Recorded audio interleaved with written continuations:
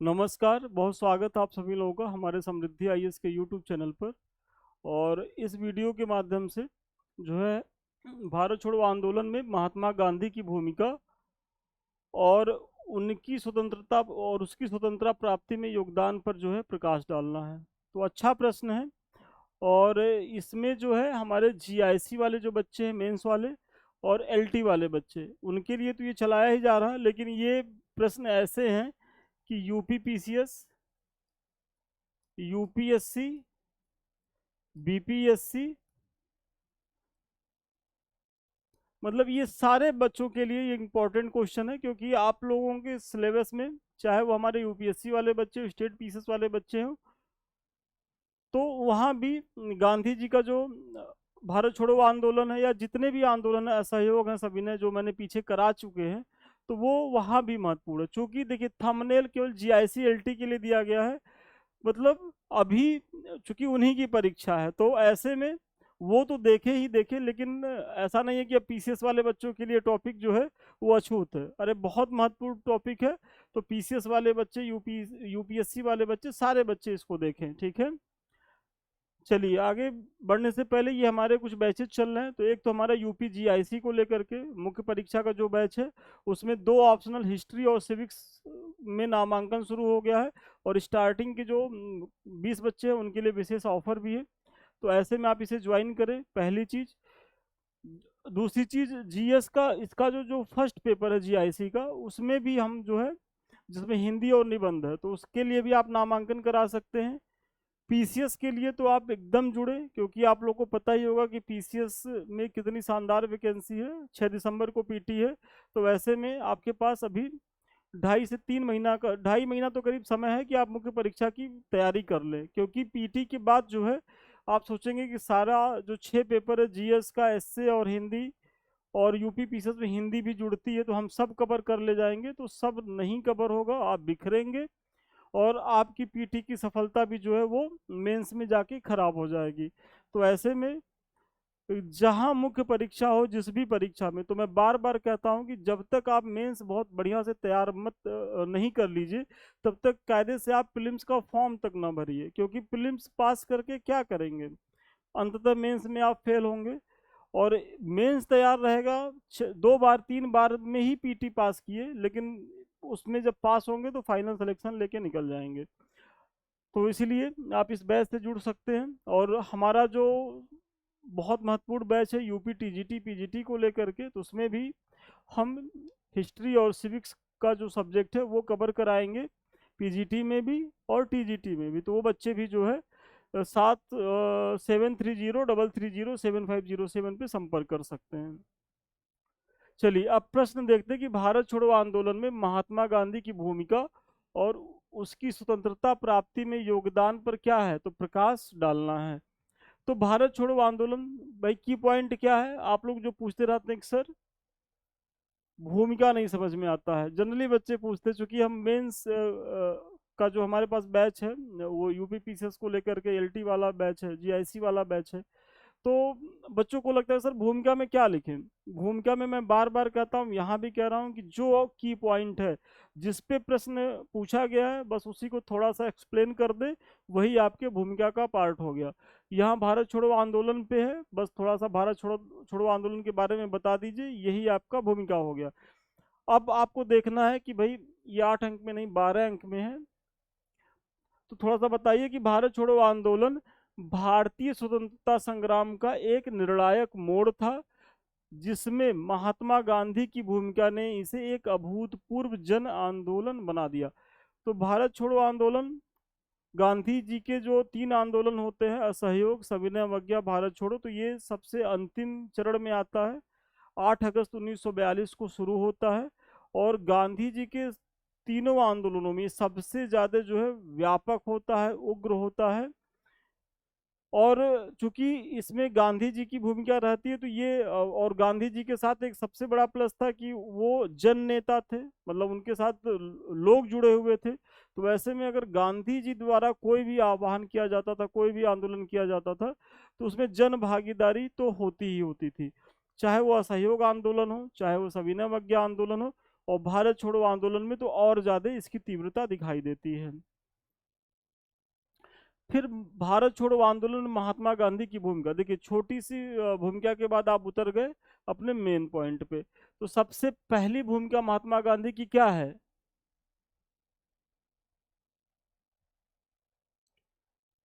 सबसे पहली भूमिका क्या है कि आंदोलन का सूत्रपात एवं करो तथा मरो का नारा।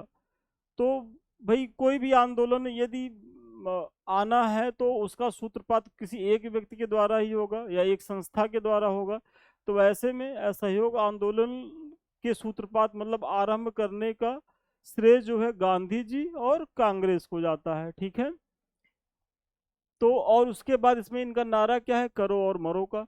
तो 8 अगस्त 1942 को बॉम्बे के ग्वालिया टैंक में, देखिए ये सारे पीटी के आपके फैक्ट हैं, और अगर आप मेंस पढ़ेंगे तो पीटी के फैक्ट भी तैयार होंगे, तो इसलिए खूब बढ़िया से मेंस पढ़ें। तो 8 अगस्त 1942 को बॉम्बे के ग्वालिया टैंक मैदान में कांग्रेस की बैठक में गांधी जी ने भारत छोड़ो प्रस्ताव को क्या किया, पारित किया। यही उन्होंने अपने भाषण में करो या मरो, डू एंड डाई का जो है वो नारा दिया था। फिर करो या मरो का नारा जनता के समक्ष रखा, जिसका अर्थ था कि या तो हम भारत को आजाद कराएंगे या तो उस आजादी के संघर्ष में हम अपने प्राणों की आहुति देंगे। मतलब जो 8 अगस्त 1942 को मुंबई के ग्वालिया टैंक में कांग्रेस के अधिवेशन में जो गांधी जी ने भारत छोड़ो आंदोलन की घोषणा करी, तो उसमें क्या कहा कि अब समय आ गया है डू एंड डाई वाली, कि मतलब या तो आप भारत को आजाद करा लीजिए या तो आजादी के संघर्ष में अपने प्राणों को न्यौछावर कर दीजिए, क्योंकि अब अगर हम चूकेंगे तो फिर देर होगी। तो ये सारी चीजें थी। आप पहली चीज तो पहला पॉइंट, और देखिए आपको भी अपने परीक्षा में इसी तरीके से पॉइंट में उत्तर देना होगा। पहला पॉइंट आपने बताया कि आंदोलन का सूत्रपात, सूत्रपात में आप बताइए कि 8 अगस्त 1942 मुंबई ग्वालियर टैंक, ये सब चीजें बता दीजिए। कांग्रेस का अधिवेशन, फिर करो या मरो का नारा देते हैं, वहीं क्यों देते हैं, किस लिए देते हैं, वो बता दीजिए। तो आपका एक पॉइंट कंप्लीट हो गया। अब गिरफ्तारी और दमन के बावजूद भी गांधी का सत्याग्रह आत्मबल एवं प्रतीकात्मक नेतृत्व आंदोलन की क्या बना, तो प्रेरणा बना, जो एक स्वतः स्फूर्त जन विद्रोह में बदल गया। आप देख रहे होंगे कि भाई जैसे ही आंदोलन शुरू होता है वैसे ही जो कांग्रेस के बड़े नेता होते हैं गांधी जी समेत, वो क्या किए जाते हैं, वो गिरफ्तार कर लिए जाते हैं, क्योंकि अंग्रेजों को अंदेशा था कि भाई ये व्यापक स्तर पे फैल सकता है। अगर ऐसे में हम जो नेतृत्व करता है उन्हें ही जेल में बंद कर दे तो फिर जो ये आंदोलन है ये बिखर जाएगा, और फिर नेता विहीन कोई भी आंदोलन कितना दिन तक सरवाइव कर पाएगा, और हम जो है इसका जल्दी ही दमन कर देंगे। तो ऐसे में गांधी जी गिरफ्तार होते हैं, जितने भी नेता होते हैं कांग्रेस के, चाहे जवाहरलाल नेहरू हों, राजेंद्र प्रसाद हों, सब लोग गिरफ्तार करके जेल में डाल दिए जाते हैं। लेकिन गांधी जी क्या करते हैं कि जेल में रहते हुए भी मनोबल बढ़ाते हैं। किसका बढ़ाते हैं, आंदोलनकारियों का बढ़ाते हैं। कैसे बढ़ाते हैं तो सुनिए। यद्यपि उन्हें पुणे के आगा खां पैलेस में, यह भी पीटी का फैक्ट है कि गांधी जी को असहयोग आंदोलन में गिरफ्तार किया गया था, तो उन्हें कहाँ रखा गया था, तो पुणे के आगा खां पैलेस में इन्हें नजरबंद किया गया था, कैद कर दिया गया था। फिर भी गांधी जी ने 21 दिनों का उपवास करके ब्रिटिश शासन का विरोध किया, जिससे देश में स्वतंत्रता की लौ और तेज हो गई। मतलब अंग्रेजों ने सोचा कि बस गांधी जी चूंकि मेन चेहरा हैं, इन्हीं को गिरफ्तार करते, मतलब गिरफ्तार तो सभी बड़े नेता हुए लेकिन इनको सबसे पहले इन्हीं को गिरफ्तार किए और आगा खां पैलेस में ले जा करके नजरबंद कर दिए। लेकिन गांधी जी तो काफी बुद्धिमान व्यक्ति थे, उन्होंने आंदोलन को और तेज करने का प्रयास किया। कैसे, भूख हड़ताल के द्वारा। और गांधी जी का ये सबसे बड़ा अस्त्र था कि जब भी उनकी चीजें नहीं मानी जाती थी तो क्या करते थे कि वो अन्न पानी त्याग देते थे। जैसे हमारे घर में के जो बड़े बुजुर्ग हैं, तो अब चूंकि भूमिका में फादर आ गए हैं, दादाजी रिटायर हो गए हैं, लेकिन अब दादाजी को लगता है कि हमारी चीजें अगर नहीं मानी जा रही तो क्या करते हैं, भूख हड़ताल कर देते हैं, और इससे पूरा परिवार जो है वो दबाव में आ जाता है और फिर उनकी मांगों को जो है मान जाते हैं। तो यही स्थिति कुछ कमोबेश गांधी जी की रहती थी। हालांकि यहाँ दबाव वो अंग्रेजों पे बना रहे थे कि अगर अंग्रेजों को ये लग रहा था कि इस आंदोलन के दौरान अगर कहीं गांधी जी की डेथ हो जाती है, जिस तरीके से भूख हड़ताल करते जा रहे हैं, तो समझ लीजिए कि फिर तो यहाँ इतनी ज्यादा हिंसक गतिविधियां हो जाएंगी कि अंग्रेजों के बस से बाहर होगी और अंग्रेजों को मतलब जान बचा के भागना पड़ेगा। तो इसलिए अंग्रेज बहुत ज्यादा परेशान हुए। और दूसरी चीज, जो आंदोलनकारी थे उनको लगा कि गांधी जी हमारे लिए मतलब एक उम्र दराज व्यक्ति, काफी उम्र हो गई थी और वो हमारे लिए अनशन पे बैठे हैं, भूख हड़ताल कर रहे हैं, मतलब खाना नहीं खा रहे हैं। तो आंदोलनकारियों को एक जेल में रहते हुए भी ऊर्जा महसूस हो रही थी कि वो जो है जिस तरीके से जुड़े हुए हैं। तो ये हो गया कि जेल में रह कर के भी क्या करे, तो मनोबल बढ़ा रहे थे। फिर स्वतंत्रता प्राप्ति में भारत छोड़ो का योगदान, तो अभी तक तो आपने देखा कि गांधी जी किस तरीके से जो है वो भूमिका में थे। अब स्वतंत्रता प्राप्ति में भारत छोड़ो आंदोलन का योगदान देना, तो पहले तो भारत छोड़ो आंदोलन में गांधी जी की भूमिका क्या थी वो आपने दिखा दिया। फिर आप बताइए कि जो स्वतंत्रता प्राप्ति हुई उसमें भारत छोड़ो आंदोलन की क्या भूमिका है। प्रश्न दो डायमेंशंस में है, और मैं बार बार कहता हूं कि जब आप प्रश्न को पढ़ें तो देखें कि कितने डायमेंशंस में। बच्चे क्या करते हैं कि गांधी जी की भूमिका बताते ही नहीं वहां कि भाई गांधी जी ने क्या किया, बस वो डायरेक्ट थोड़ा सा भारत छोड़ो आंदोलन का परिचय देते, उसके बाद फिर भारत छोड़ो आंदोलन से ये मिला ये मिला ये मिला, सब मिला, ठीक है। लेकिन ये प्रश्न का एक पार्ट था। पहला पार्ट क्या था कि भारत छोड़ो आंदोलन में गांधी की क्या भूमिका थी, मतलब तो वो तो आपको बताना ही था। अब देखिए कि भारत छोड़ो ने आंदोलन ने क्या योगदान दिया स्वतंत्रता प्राप्ति में। तो जन भागीदारी, सबसे पहले इस आंदोलन के माध्यम से क्या हुआ कि व्यापक स्तर पर जन भागीदारी हुई। इस आंदोलन ने साबित कर दिया कि स्वतंत्रता अब केवल कुछ चुनिंदा नेताओं की मांग नहीं है। मतलब आंदोलन ने ये स्पष्ट किया कि जो स्वतंत्रता की डिमांड है ये कांग्रेस समर्थित या कुछ नेताओं की डिमांड नहीं है, ये जन आंदोलन है। अब जनता चाह रही है कि आप हमको स्वतंत्र करें, आप भारत छोड़ के जाएं, और वही चीजें हैं। बल्कि राष्ट्र की सामूहिक इच्छा शक्ति बन गया है। और अगर कोई भी जन आंदोलन राष्ट्र की सामूहिक इच्छा शक्ति बन जाए तो कितनों भी बड़ी ताकत रहे उसको समझ लेना चाहिए कि अब समय आ गया है कि हम विड्रॉ कर ले, पीछे चले जाए, छोड़ के चले जाए। और इस आंदोलन ने अंग्रेजों को सबसे बड़ा मैसेज देने का काम यही किया कि भाई अब स्वतंत्रता की मांग जो हो रही है वो जनता के द्वारा हो रही है और जनता सड़क पे है। तो ऐसे में अब हमारा जो साम्राज्यवादी जो चेहरा है वो बहुत ज़्यादा जो है दीर्घजीवी नहीं हो सकता। अब हमें जल्दी से जल्दी यहाँ से जाना होगा। तो पहली भूमिका भारत छोड़ो आंदोलन की। फिर ब्रिटिश शासन की वैधता का अंत हुआ। इस आंदोलन के बाद अंग्रेजों को स्पष्ट रूप से समझ में आ गया कि अब भारतीयों की इच्छा के विरुद्ध शासन करना असंभव है। क्योंकि यहाँ क्या है कि इतना ज्यादा जो ब्रिटिश संसाधन है उनको इतना क्षतिग्रस्त किया गया, जो ब्रिटिश कार्यालय थे, जो ब्रिटिश इंडस्ट्री थी, उसको इतने इस व्यापक स्तर पे क्षत किया गया कि भाई ब्रिटिशर्स यहाँ आए थे अपनी आर्थिक गतिविधियों को लेकर के। देखिए भारत में ब्रिटिशर्स को रहना नहीं था, वो केवल यहाँ से ज्यादा धन ले जाना चाहते थे। अब जब जनता ही उनके प्रतिष्ठानों को, उनके संस्थाओं को, उनको चुन चुन करके टारगेट कर रही है, तो आप कितना दिन तक किसी दूसरे देश में रह सकते हैं, तो आपको भागना ही होगा। तो ये भी चीजें हो गई कि अब ब्रिटिशर्स को ये लगा कि जो हमारे आर्थिक हित हैं अब भारत में नहीं सध सकते, अब हमें जो है जाना होगा। तो दूसरी चीज ये हो गया कि ब्रिटिश शासन की वैधता का अंत हुआ। फिर अंतरराष्ट्रीय समर्थन और दबाव, मतलब इस आंदोलन के माध्यम से अंग्रेजों के ऊपर एक अंतरराष्ट्रीय दबाव पड़ा और भारत को जो है एक समर्थन मिला। कैसे मिला कि भारत छोड़ो आंदोलन ने स्वतंत्रता की मांग को क्या है वैश्विक मंच पर लाकर खड़ा कर दिया।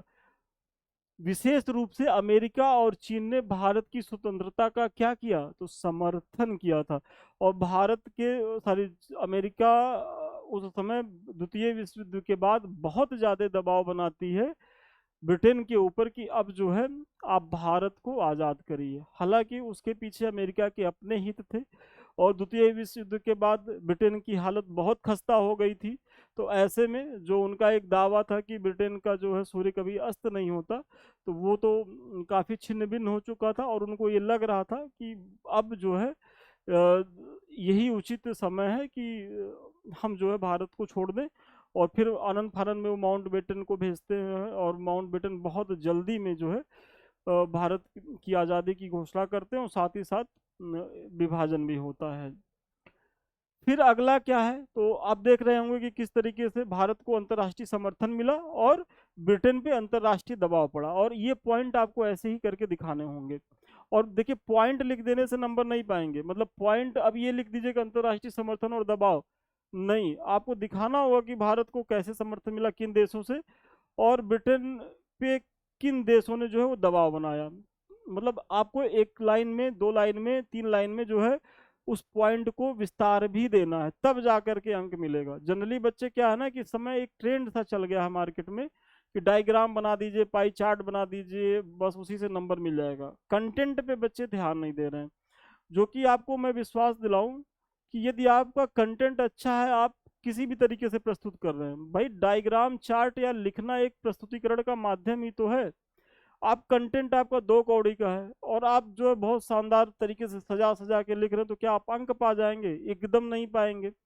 कंटेंट आपका बहुत शानदार है, हो सकता है कि आप बहुत पाई चार्ट डायग्राम ना बना पाए, आप टॉप करेंगे। बस कंटेंट पे काम करिए। और रही बात प्रस्तुतिकरण की, जब कंटेंट आपके पास रहेगा ना तो आपको प्रस्तुतिकरण करने आ जाएगा। तो उस पे पाई चार्ट डायग्राम ये जो तथाकथित कुछ टीचर हैं बताते रहते हैं, उस पे मत जाइए। आप केवल केवल अपने आप को समृद्ध बनाइए कंटेंट स्तर पे, ठीक है। फिर समानांतर सरकारों की स्थापना देश के कई हिस्सों में, जैसे बलिया, तामलुक, सतारा में स्थानीय नेताओं ने क्या किया, तो समानांतर सरकारों की स्थापना की। और हमारे जो एलटी वाले बच्चे हैं या जीआईसी वाले बच्चे बताए, बलिया में जो है वो किसके नेतृत्व में समानांतर सरकार गठित हुई थी। फिर स्वतंत्रता के लिए आधार तैयार किया। मतलब इतना सब हुआ तो क्या होगा भाई, ये स्वतंत्रता के लिए आधार बनेगा।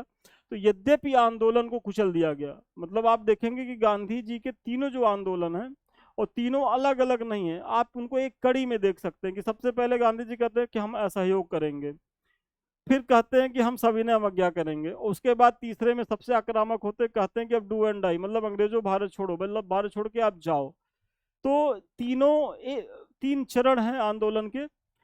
और उसमें क्या है कि तत्काल में तो लगता है कि गांधी जी ने जिस तरीके की डिमांड रखी है, जिस तरीके से बात कही जनता के बीच में कि 1 वर्ष में आज़ादी मिल जाएगी, हमको स्वराज मिल जाएगा, भारत छोड़ो, तो क्या अंग्रेज भारत छोड़ के तुरंत तो नहीं गए। तो आरंभ में तो ये लगता है कि आंदोलन जो है अपने उद्देश्यों में सफल नहीं रहा। लेकिन ये सिक्के का एक पहलू है। दूसरा पहलू क्या है कि यद्यपि आंदोलन को कुचल दिया गया, लेकिन इसने ब्रिटिश साम्राज्य की नींव को हिला दिया और 1947 में मिली आज़ादी के लिए एक मजबूत आधार तैयार किया। मतलब जो 1947 में हमको आज़ादी मिली, उसके पीछे का एक आधार तैयार हुआ, और एक बड़ा आधार तैयार हुआ किसके द्वारा, भारत छोड़ो आंदोलन के द्वारा। कैसे आधार तैयार हुआ, मैंने पीछे बताया कि भाई जब आप अंग्रेजों के आर्थिक हितों पे आप क्षति करने लगे, और वो भी जनता करने लगी, तो अंग्रेजों को लग गया कि भाई अब नहीं टिका जा सकता, क्योंकि उनके आर्थिक हित नहीं सध रहे थे।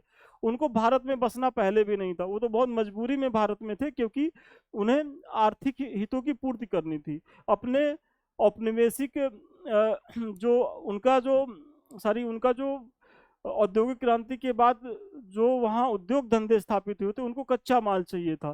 फिर कच्चा माल जो तैयार हो रहा था, उसके लिए भारत एक बाजार के रूप में था, बाजार चाहिए था।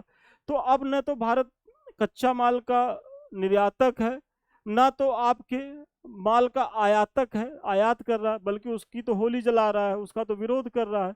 तो आपके आर्थिक हित तो सद नहीं रहे, और तो और आपके जान का दुश्मन बन गया है, आपको टारगेट कर रहा है, आपके संस्थानों को टारगेट कर रहा है। आपके इंडस्ट्री को टारगेट कर रहा है। तो ऐसे में अब आपकी यदि आर्थिक स्थिति खराब हो रही है तो फिर वो अपने आप को पीछे कर लेते हैं। और यही स्थिति फिर बनती क्या है कि भाई आप माउंटबेटन प्लान में आप देखेंगे, जो मैंने पीछे बताया, कि निष्कर्षतः कहा जा सकता है कि भारत छोड़ो आंदोलन में गांधी जी ने एक ऐसे अहिंसक किंतु आक्रामक जन आंदोलन की नींव रखी जिसने जनता के डर को दूर किया और उन्हें करो और मरो के मंत्र के साथ अंतिम संघर्ष के लिए क्या किया, तो प्रेरित किया। तो इस तरीके से आप निष्कर्ष देकर के अपने उत्तर को समाप्त कर सकते हैं। और बहुत शानदार टॉपिक था और सभी बच्चों के लिए था। मुझे बड़ा भरोसा है कि इस प्रश्न के माध्यम से न केवल आपको एक मॉडल उत्तर मिला होगा, बल्कि भूमिका कैसे लिखनी है, निष्कर्ष कैसे लिखना है, बीच का पार्ट कैसे लिखना है, इसके बारे में भी हम कुछ बता पाए होंगे। और ये सब लिंक्स है, इसकी चर्चा तो मैंने करी दी है। अभी तक आप लोगों ने इसे ज्वाइन नहीं किया तो जरूर ज्वाइन करें, इसका लाभ उठाएं। अभी जो स्टार्टिंग के जो हमारे बच्चे होते हैं, जब भी हमारा कोई बैच में जो नामांकन होता है तो उनको स्टार्टिंग में छूट दी जाती है, तो आपको उसका भी लाभ मिल जाएगा अभी। और सबसे अंत में ये हमारे लिंक्स हैं, अभी तक आपने इसे ज्वाइन नहीं किया तो जरूर ज्वाइन करें। ये समृद्धि आईएएस का यूट्यूब है, सॉरी टेलीग्राम है, ये समृद्धि आईएएस का यूट्यूब है, और दूसरा संदीप मिश्रा ऑफिशियल। तो ये सारे चैनल आपकी तैयारी के लिए बेहद फ्रूटफुल हैं। टेलीग्राम हमसे जुड़े रहने का 24 घंटे का सबसे महत्वपूर्ण माध्यम है। जो हम पढ़ाते हैं एक समय के बाद आपको यहाँ पीडीएफ मिल जाता है, जिसकी आप बहुत डिमांड करते हैं। तो आपको मैसेज नहीं करना पड़ेगा, आपको यहाँ पीडीएफ मिलता रहेगा। और सबसे अंत में, यदि आप हमसे बात करना चाहते हैं या हमारे किसी बैच से जुड़ना चाहते हैं तो 7303307507 पे संपर्क कर सकते हैं।